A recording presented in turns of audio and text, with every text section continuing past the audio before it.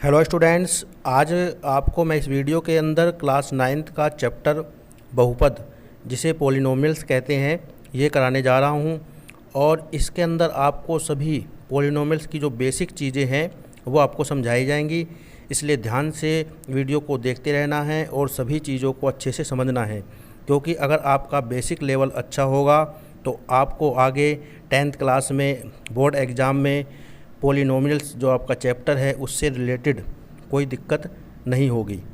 अगर आपका basic level ही अच्छा नहीं होगा तो हमेशा आपको कन्फ्यूज़न बना रहेगा। तो इसलिए ध्यान से इसको देखते रहना है, समझते रहना है और अपने बेसिक लेवल को आपको पक्का करना है। तो सबसे पहले बात आती है कि पॉलिनोमियल कहते किसे हैं।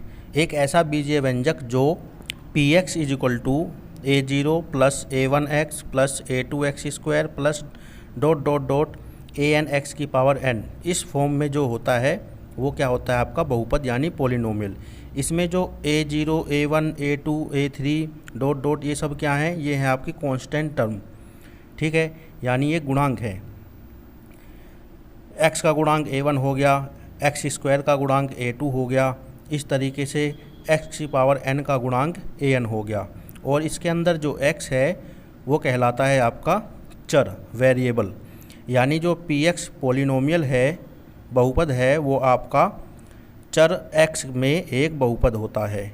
अगर x की जगह y आ जाएगा तो ये कहलाएगा px एक बहुपद है जिसका चर y है।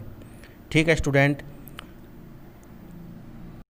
मतलब कि चर जो है वो हमारा कुछ भी हो सकता है, A to Z, px gx qx, हम ये नोटेशन लेते हैं पॉलिनोमियल को डिनोट करने के लिए। ठीक है स्टूडेंट, अब बात करते हैं कि जो बहुपद है उसको मैं आपको लिख के दिखाता हूँ किस तरीके से बहुपद को आप लिखते हैं। बहुपद 4x² - 3x + 7, ये आपका एक पॉलिनोमियल बहुपद है। कौन से चर में? x में, यानी इसको हम कहेंगे कि चर x में यह एक बहुपद है। ठीक है, तो इस तरीके से आपसे अगर पूछा जाए कि इसमें चर क्या है तो वो क्या होगा? x। और जो पॉलिनोमियल है वो एक से ज़्यादा चर में भी हो सकते हैं। ये हमारा एक चर में पॉलिनोमियल है।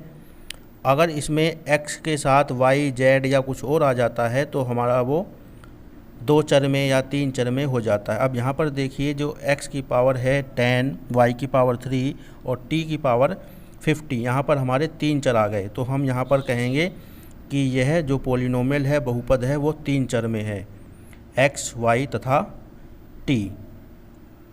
ठीक है स्टूडेंट, तो जितने भी इसमें दिए गए होंगे वो आपको चर बताने हैं कि ये बहुपद कितने चर में है, यानी कितने वेरिएबल में है। अब बात करते हैं बहुपद का मानक रूप, standard form of a polynomial. अगर हम किसी चीज़ को अच्छे तरीके से उसको क्रम में लगा कर रखेंगे तो वो उसकी स्टैंडर्ड फॉर्म हो जाती है। अब यहाँ पर देखिए कि इसकी जो पावर हैं वो सब आगे पीछे हैं। ठीक है, तो इसको हम क्रम से, यानी आरोही क्रम में या अवरोही क्रम में, असेंडिंग ऑर्डर या डिसेंडिंग ऑर्डर में इसको रखेंगे तो वो हमारा बन जाएगा स्टैंडर्ड फॉर्म ऑफ पॉलिनोमियल या बहुपद का मानक रूप।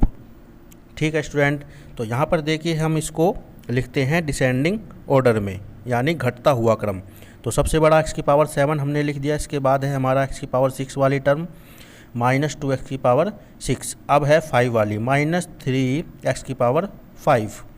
अब इसके बाद आती है हमारी x⁴ वाली 4/3x²।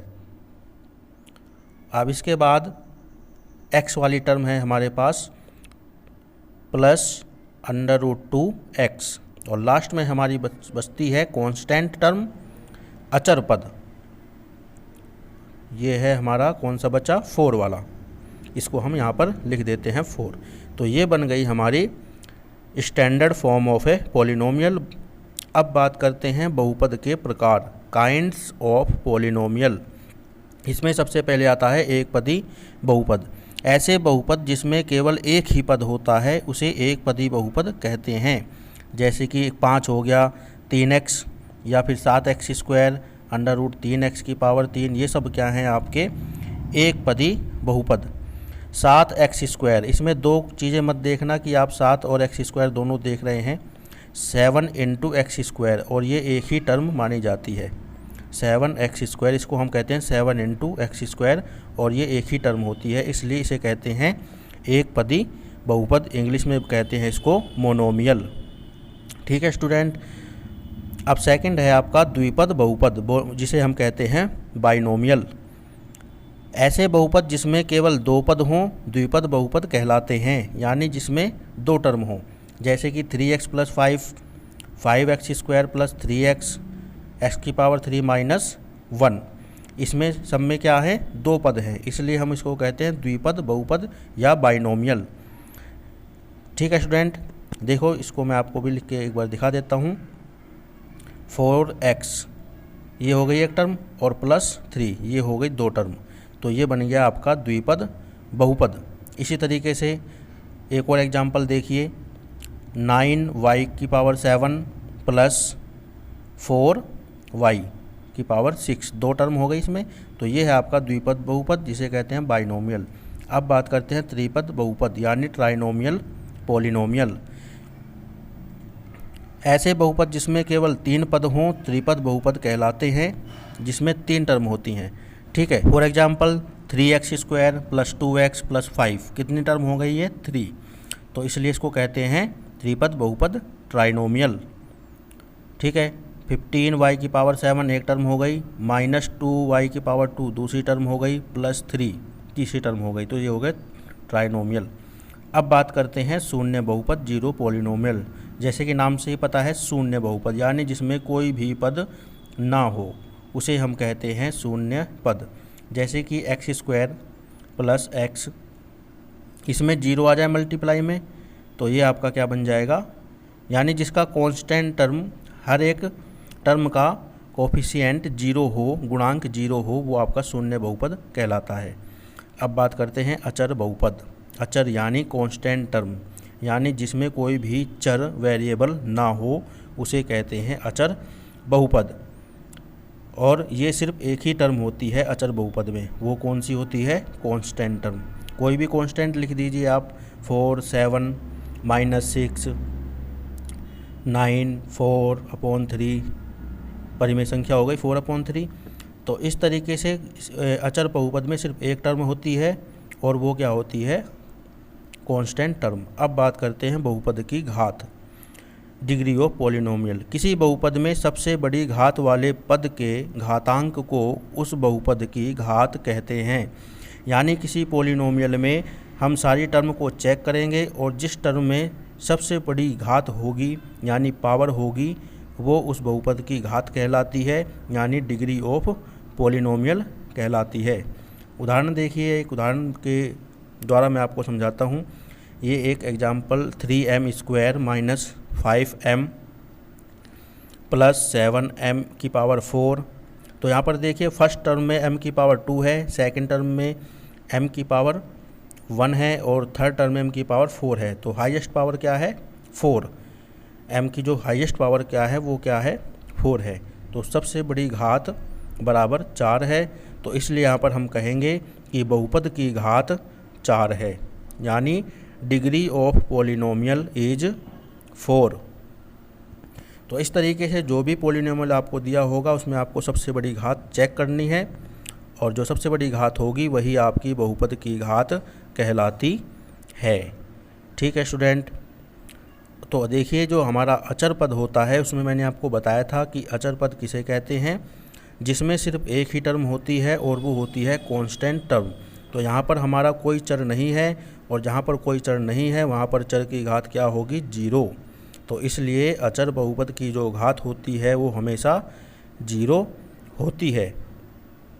तो यहाँ पर हम क्या लिखेंगे, अचर बहुपद की घात बराबर 0। ठीक है, क्योंकि जो हम घात देखते हैं वो चर की देखते हैं, और कांस्टेंट टर्म में कोई भी चर नहीं होता है, इसलिए यहाँ पर बहुपद की घात 0 होगी। अब बात करते हैं शून्य बहुपद की। शून्य बहुपद में क्या होता है, शून्य बहुपद में एक भी टर्म नहीं होती है, ना तो चर की और ना ही कांस्टेंट टर्म। इसलिए शून्य बहुपद की घात कोई नहीं होती। ठीक है, तो शून्य बहुपद की घात अगर हमसे पूछी जाएगी तो हम क्या कहेंगे, शून्य बहुपद की घात नहीं होती है। ठीक है, क्योंकि इसकी हम घात कुछ भी लिख सकते हैं, अनंत तक, इनफाइनाइट कुछ भी हम लिख सकते हैं, इसलिए इसकी कोई घात नहीं होती है। ठीक है स्टूडेंट, अब बात करते हैं विभिन्न घातों के बहुपद, यानी घात के आधार पर बहुपद को कैसे हम डिफरेंशिएट कर सकते हैं, कैसे बांट सकते हैं। तो सबसे पहले इसमें आपकी जो है वो आती है रैखिक बहुपद। एक घात वाले बहुपद को हम कहते हैं रैखिक बहुपद। उदाहरण है आपका 4x + 7, यहाँ पर x की घात क्या है, 1 है, तो ये रैखिक समीकरण है। 2y - 8 जो हाईएस्ट पावर है इस पूरे पॉलिनोमियल की वो क्या है, 1, इसलिए ये रैखिक बहुपद है। ठीक है, इसी तरीके से सेकंड है आपका द्विघात बहुपद, क्वाड्रेटिक पॉलिनोमियल इसको हम कहते हैं। और ये सेकंड नंबर वाला बहुत ही इंपॉर्टेंट है, इस पे बेस्ड आपको बहुत से क्वेश्चन करने को मिलेंगे 9th में भी और 10th क्लास में, तो इसका एक पूरा चैप्टर है। तो इसलिए मैंने कहा था कि बेसिक लेवल है, जितना ध्यान से इसको पढ़ोगे उतना ही आपके लिए अच्छा होगा आगे बोर्ड एग्ज़ाम के लिए। द्विघात बहुपद किसे कहते हैं, ऐसा बहुपद जिसकी घात 2 हो द्विघात बहुपद कहलाता है। उदाहरण के लिए x² + 3x - 1/4, इस बहुपद की जो सबसे बड़ी घात है वो क्या है, 2, तो इसलिए इसे कहते हैं द्विघात बहुपद, क्वाड्रेटिक पॉलिनोमियल। थर्ड है आपका त्रिघातीय बहुपद, यानी क्यूबिक पॉलिनोमियल, ऐसा बहुपद जिसकी घात 3 हो त्रिघातीय बहुपद कहते हैं। For example 5x⁻³ - 2x⁻² + 5x + 1, इसमें जो सबसे बड़ी घात है वो है आपकी 3, तो इसलिए इसे कहते हैं त्रिघातीय बहुपद। ठीक है स्टूडेंट, तो ये था आपका पॉलिनोमियल बेस्ड ऑन पावर, घात के आधार पर बहुपद। अब बात करते हैं बहुपद के शून्यक। तो बहुपद के जो शून्यक है वो x की वैल्यू होती है। यदि हम किसी बहुपद में x की वैल्यू को रखते हैं, यानी उसके मान को प्रतिस्थापित करते हैं और बहुपद का मान शून्य प्राप्त हो जाता है, तो वो उस बहुपद का क्या कहलाता है, शून्यक। जैसे कि माना p जो px है एक बहुपद है और यहाँ पर हम x की वैल्यू रख देते हैं a, और px पॉलिनोमियल में x की जगह a रखने पर a का मान आ जाता है 0। तो इस कंडीशन में, ऐसी दशा में जो x = a है वो हमारा कहलाता है बहुपद का शून्यक, यानी बहुपद px का शून्यक क्या होगा यहाँ पर, a। ठीक है स्टूडेंट, तब x = a बहुपद का शून्यक है। ठीक है, इसको भी एक एग्जाम्पल के थ्रू हम करेंगे तो आपको और भी अच्छे से समझ में आ जाएगा। देखिए यहाँ पर ज्ञात कीजिए px = x + 1 x - 2 के लिए x = -1 तथा x = 2 शून्यक हैं या नहीं है। तो चलिए इसको चेक करते हैं। तो हमारा जो px पॉलिनोमियल दिया गया है वो है x + 1 ब्रैकेट में x - 2। तो हमें सबसे पहले चेक करना है x = -1 के लिए कि ये शून्यक है या नहीं है। तो हम समीकरण में जहाँ पर x है वहाँ पर रख देंगे x = -1। तो यहाँ पर आ जाएगा -1 + 1 ब्रैकेट में -1 - 2। तो -1 + 1 हो गया 0 और ये हो गया -3, और 0 की मल्टीप्लाई -3 से करेंगे तो क्या आ जाएगा, 0। तो देखिए हमने x = -1 रखा तो हमारा पॉलिनोमियल का मान आ गया है 0। तो इसलिए x = -1 क्या होगा, समीकरण का हल होगा, यानी x = -1 समीकरण का एक शून्यक है। ठीक है स्टूडेंट, अतः x = -1 बहुपद px का एक शून्यक है। अब हम चेक करेंगे x = 2 के लिए। तो px को एक बार फिर से हम लिख लेते हैं x + 1 ब्रैकेट में x - 2। अब हमें क्या करना है, x = 2 रखना है बहुपद में, जहाँ पर भी x है वहाँ पर हम 2 रखेंगे। तो देखिए अब क्या आता है यहाँ पर आंसर, 2 + 1 ब्रैकेट में 2 - 2। तो 2 और 1 हो गया आपका 3, और 2 में से 2 गया, हो गया आपका 0। तो 3 × 0 होता है 0। तो P2 का मान आ गया 0।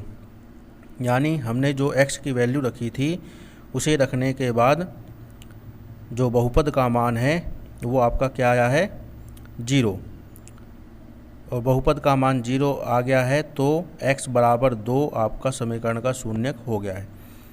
ठीक है, ऐसे पता करते हैं शून्यक। अब बात करते हैं कि अगर हमें शून्यक ज्ञात करना है, यानी शून्यक को हमें ज्ञात करना है, तब क्या करते हैं हम px बराबर 0 लेते हैं।